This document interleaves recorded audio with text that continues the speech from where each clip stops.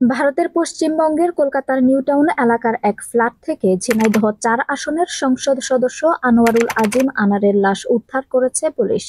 বুধবার ২২ মে কলকাতার বাংলাদেশ উপদূতাবাস সূত্রে এ তথ্য জানা গেছে। তবে বাংলাদেশ পুলিশের আইজিপি চৌধুরী আব্দুল্লাহ আল মামুন বলেছেন, তিনি এমপি আনোয়ারুলের মৃত্যুর বিষয়টি এখনো নিশ্চিত নয়।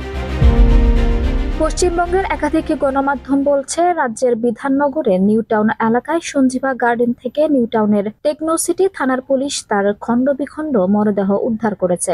স্থানীয় পুলিশের বরাতে কলকাতা পুলিশ জানিয়েছে, এমপির সম্পূর্ণ মরদেহ এখনো উদ্ধার করা সম্ভব হয়নি। দেহের মূল অংশ ট্রলিতে পড়ে পাচার করা হয়েছে, আর দেহাবশেষ উদ্ধার করা গেছে। কয়েকটি সূত্র জানায়, এ হত্যাকাণ্ডে মোট ৬ জন জড়িত ছিল। তাদের সবাই বাংলাদেশি নাগরিক। তাকে হত্যার পর ৫ জন বাংলাদেশে চলে যায়। একজন এখনো ভারতে অবস্থান করছে। তবে বাংলাদেশে ফিরে আসা ৫ জনের মধ্যে একজন অন্য দেশে পাড়ি দিয়েছে বলে জানা গেছে। আর ভারতে অবস্থান করা ব্যক্তিকে আটক করতে চেষ্টা করছে ভারতের পুলিশ। নিখোঁজের অভিযোগের পর এই ঘটনায় জড়িত সন্দেহে দুজনকে আটক করে ঢাকা মেট্রোপলিটন পুলিশ ডিএমপি। তাদের জিজ্ঞাসাবাদে জানা যায়, মরদেহ আছে সঞ্জীবা গার্ডেনে। সে খবর দেওয়া হয় কলকাতা পুলিশকে। পরে বুধবার এই মরদেহ উদ্ধার করে ভারতের পুলিশ।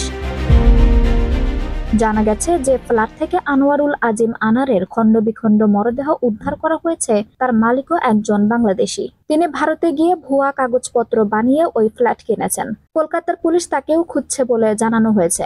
আনোয়ারুল আজিম আনার ঝিনাইদহ ৪ আসনে আওয়ামী লীগের সংসদ সদস্য। ২০১৪, ২০১৮ ও ২০২৪ সালে টানা ৩ বার সংসদ সদস্য নির্বাচিত হন আনার। আঞ্জুম হক আরবি, টাইম নিউজ ডেস্ক।